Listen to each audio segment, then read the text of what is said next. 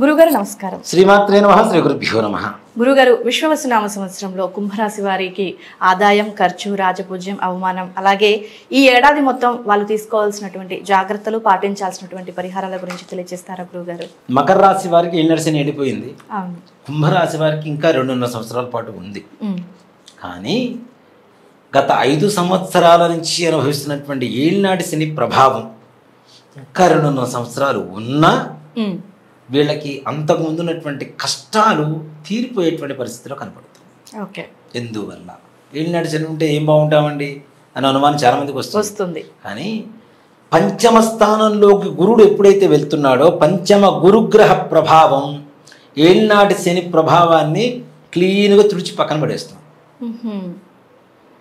ఇక్కడ మంచివాడి మంచితనం ఎక్కువగా ఉంది, చెడ్డవాడి చెడ్డతనం తక్కువగా ఉంది.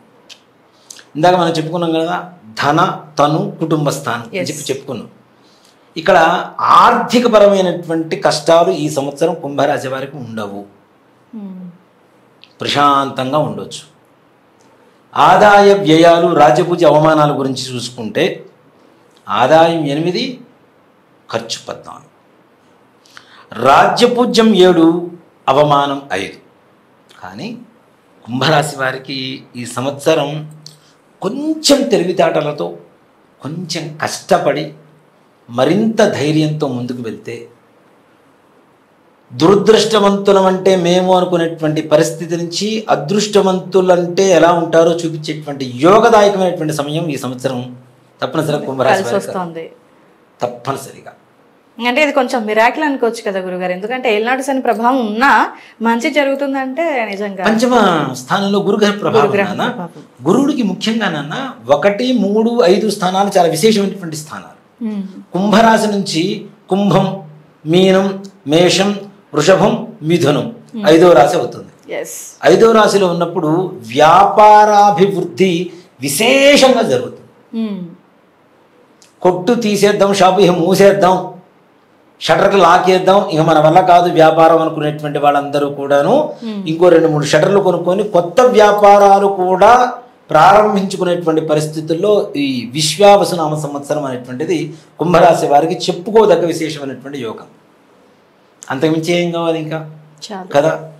ఆర్థికంగా సంపూర్ణమైనటువంటి ఆనందదాయకంగా ఉంటుంది. అలాగే ఆరోగ్యం కూడా బాగుంటుంది. దాంతోపాటు కుటుంబంలో చిన్న చిన్న చికాకులు ఉన్న పంచమ స్థానంలో ఉన్నటువంటి గురుగ్రహ ప్రభావం చేత ఆ చికాకులు కూడా తొలగిపోయి భార్యాభర్తల మధ్యలో అన్యోన్యత చేకూరుతుంది. ఇంట్లో ఉండేటువంటి పెద్దల అనారోగ్య పరిస్థితి కూడా ఆరోగ్యవంతంగా తయారవుతూ ఉంటారు.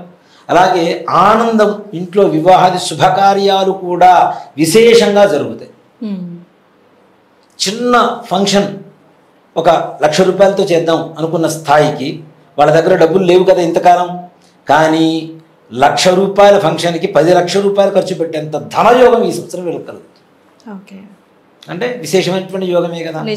అలాగే విద్యార్థులు కూడా ఉన్నత స్థానంలో ఉంటారు. ముఖ్యంగా మ్యాథ్స్ సబ్జెక్ట్ అంటే గణిత శాస్త్రం, వ్యాపార శాస్త్రానికి సంబంధించినటువంటి విద్యలు చదువుకునేటువంటి వాళ్ళు ఎవరైతే ఉంటారో, CA, MBA ఇట్లాగా ఎవరైతే ఉంటారో వాళ్ళకి సంపూర్ణమైనటువంటి యోగకారంగా చెప్పుకోవచ్చు.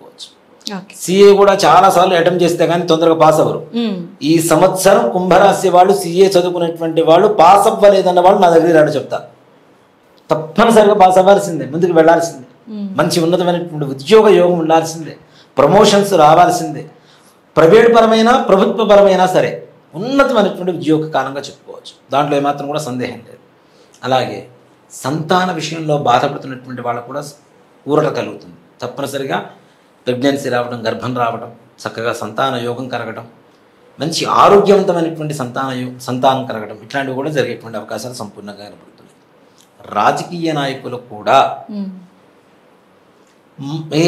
మూలపడిపోతారు కొంతమంది. ఇంక మనం రాజకీయ సన్యాసం చేసుకుందాం, ఇంకొద్దు, మనం చేసినంత వరకు చాలు అని.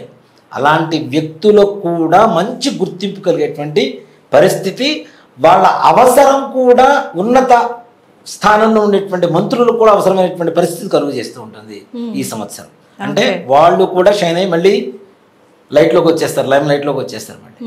అంటే మంచి యోగదాయకంగా ఉంటుంది. అలాంటి వాళ్ళకే ఉంటే గట్టిగా కష్టపడే వాళ్ళకి ఇంకెంత ఉంటుంది. మించి ఉంటుంది, మంచి స్థానం ఉంటుంది. రియల్ ఎస్టేట్ వ్యాపారం వీళ్ళకు కూడా విశేషమైనటువంటి ధనయోగంగా జరుగుతుంది. ఓకే, పెట్టిన పెట్టుబడులకి రెట్టింపు దశలో తప్పనిసరిగా మంచి లాభాలు పొందేటువంటి పరిస్థితి, కొత్త కొత్త ప్రాజెక్టులు స్టార్ట్ చేయడం, దాంట్లో కూడా ఉన్నతమైనటువంటి లాభాలు రావడం, ఇట్లాంటివి మంచిగా జరుగుతూ ఉంటాయి. అలాగే విద్యార్థులు చదువుకున్నటువంటి చదువులకి మంచి మార్కులు, మంచి మార్పు, విద్యార్థుల్లో సద్బుద్ధి, సత్ప్రవర్తన, అలాగే దుర్వ్యసనాల బారి నుంచి కూడా దూరం అయ్యేటువంటి పరిస్థితులు కూడా ఉంటాయి. అంటే మంచి సద్గతి కలగడం. ఇంతవరకు అంటే ఇప్పుడు ఒకటి చెప్తాను, నన్ను శని బాగలేదు, రాహు బాగలేదు, కేతు బాగలేదు అని చెప్తూ ఉంటాం. వాళ్ళు వచ్చి మన పక్కన కూర్చుంటారా? కూర్చోరు కదా. ఆయా లక్షణాలు కలిగినటువంటి వ్యక్తుల్ని మన చుట్టూ తిప్పుతూ ఉంటారు, మన జీవితంలోకి తీసుకొస్తూ ఉంటారు. వాళ్ళే రాహు, కేతువు, శని.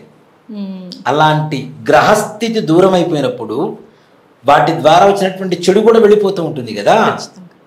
కాబట్టి ఇలాంటి దుస్నేహాలు ఏవైతే ఉన్నాయో, దుర్వ్యసనాలు ఏవైతే ఉన్నాయో వాటి బారి నుంచి కూడా బయటపడతారు.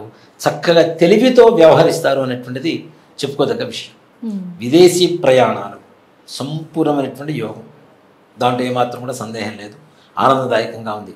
ఇప్పటివరకు మనం చెప్పుకున్న రాసుల్లో కష్టకాలంగా చెప్పుకున్నటువంటి రాశి సింహరాశి తప్పితే మిగిలిన అన్ని రాసులు నిజంగా పంచాంగ శ్రవణం చేసేవాడికి ఎప్పుడు కూడాను ఆ రాశి వాళ్ళ గురించి వాళ్ళకి చెప్తుంటే వాళ్ళ వరకే ఆనందం ఉంటుందేమో, కానీ పంచాంగ శ్రవణం చెప్పేవాడి గురికి అన్ని రాసులు బాగుంటేనే ఆనందదాయకంగా ఉంటుంది. అంతే కదా. సింహరాశి ఒక్కటి బాగాలేదని చెప్పడానికి కూడా బాధగానే ఉంది నాకు. అది ఒక్కడు కూడా బాగుంటే బాగుండేది కదా అనిపిస్తుంది. నాకు అదే సందేహం వచ్చింది గురువు గారు. అన్ని రాశులకి ఓకే మంచి యోగ్యతనే కనిపిస్తుంది, ఒక్క సింహరాశికే కాస్త నెగటివ్ అనేది అనిపిస్తుంది, బాధ అనిపిస్తుంటుంది నాకు. అన్ని రాశులు సర్వే జనా శుభ్నో భవంతు అని చెప్పేదే మా పురోహితం. పురమునకు హితము చేసేటువంటిదే పురోహితుడు కదా. కాబట్టి అందరూ బాగుండాలని కోరుకుంటాం. ఆ ఒక్క రాశి బాగాలేదని కించిత్ బాధగానే ఉంది. అని ఈ కుంభరాశి వాళ్ళకు కూడా నేను అంటే పంచాంగం చూడకముందు కూడా కొన్ని గ్రహాల మార్పులు అవి చూడకముందు కూడా కుంభరాశి ఇంకా ఏళ్ళు నడిచిన ఉంది కదా అనుకునేటువంటి భావంతో ఉన్నవాడిని పంచాంగం ఒకసారి చూసిన తర్వాత నిజంగా నేనే నివ్వెరపోయాను. అంత బాగుంది కుంభరాశి వారికి కూడా. వాళ్ళు అనుకున్నటువంటి సకల కార్యాలు సిద్ధి పొందుతాయి, ఏమాత్రం కూడా సంశయం లేదు. చక్కగా శివాలయానికి సోమవారం శివాలయానికి వెళ్ళి మారేడు దళాలు బిల్వాష్టకం, ఒక్కటే మాట, 4 బిల్వాలు చేతిలో పట్టుకోండి, ఒక 5 బిల్వాలు చక్కగా బిల్వాష్టకం చదువుకోండి. లేదా అక్కడ చదివితే మీకు తప్పులు పోతాయి అనుకుంటే ఇంట్లో పట్టుకొని చక్కగా బిల్వాష్టకం వినండి. హెడ్ ఫోన్స్ పెట్టుకోండి, టీవీ కనెక్ట్ చేసుకోండి, ఎట్లయినా వినండి. యూట్యూబ్లో వస్తే చక్కగా విన్న తర్వాత బిల్వాష్టకం చదివిన తర్వాత ఆ బిల్వాలు తీసుకెళ్ళి ఈశ్వరుడికి సమర్పించండి. ప్రతి సోమవారం మీకుండేటువంటి సకల కష్టాలు కూడా నివారణ జరిగి పరమేశ్వరుడు అనుగ్రహంతో అత్యంత ఐశ్వర్యవంతులుగా మారేటువంటి పరిస్థితి కుంభరాశి వాళ్ళకి ఈ సంవత్సరం తప్పనిసరిగా జరుగుతుంది. అయితే గురుగారు, మరి కుంభరాశి వారికి ఓవరాల్గా బాగుంది కాబట్టి ఎలాంటి విషయాల్లో జాగ్రత్త పట్టిస్తే మంచిది అంటారు? ఇక్కడ కుంభరాశి వాళ్ళకు కూడాను వాహన ప్రమాదాలు కొంచెం జాగ్రత్తగా ఉండాల్సిన పరిస్థితి. కాబట్టి వాహనాలు అంటే వాహన ప్రమాదాలు అనేటువంటిది 2 రకాలు. మనం స్పీడ్గా పోయి బొక్క బోర్ల పట్టం, మనం నిదానంగా వెళ్తున్న పక్కవాడు కరెక్ట్గా రావాలి కదా. కాబట్టి అలాంటివి కొంచెం జాగ్రత్తగా చూసుకుంటూ ముందుకు వెళ్ళడం అనేది మన చేతిలో ఉన్నది మనం చేయాలి. పక్కవాడి సంగతి మనం ఏం చేయలేం కదా. మనం విజయవాడ వెళ్తుంటే ఒక బస్సు, ఆ బస్సును ఇంకో బస్సు, ఆ బస్సును ఇంకో బస్సు, ఈ బస్సుకి గుద్దకుండా కంట్రోల్ చేసుకుంటున్నటువంటి కారుని వెనక నుంచి ఒక లారీ వచ్చి గుద్దేసింది. ఈ బస్సుకి లారీకి మధ్యలో క్రష్ అయిపోయింది. అంటే వీడి తప్పు లేదు పాపం, కారు వాడి తప్పు, కానీ దెబ్బతిన్నది మాత్రం వీడే. లారీ వాడికి ఏం దెబ్బలు లేవు, బస్సులో వాడికి ఏం దెబ్బలు లేవు. దాంట్లో మృతి చెందింది ఎవరంటే కారు వాడు. సో మనం వెళ్ళవలసినటువంటి జాగ్రత్త కూడా మనకు కొంత ఉండాలి, దైవానుగ్రహం కూడా కావాలి. కాబట్టి ఈ బిల్వాష్టకం చదువుకొని చక్కగా బిల్వాలు పరమేశ్వరుడికి సమర్పించండి. సంపూర్ణంగా ఇలాంటి ప్రమాదాల నుంచి కూడా చక్కగా బయటపడేటువంటి అవకాశం ఉంది. ఓకే గురుగారు, విశ్వావసునామ సంవత్సరానికి సంబంధించి కుంభరాశి వారికి ఎలా ఉండబోతుందనే విషయాన్ని చాలా క్లియర్ కట్గా తెలియజేశారు గురువు గారు. ధన్యవాదాలు. శ్రీమాత్రే నమః. శ్రీ గురుభ్యో నమః.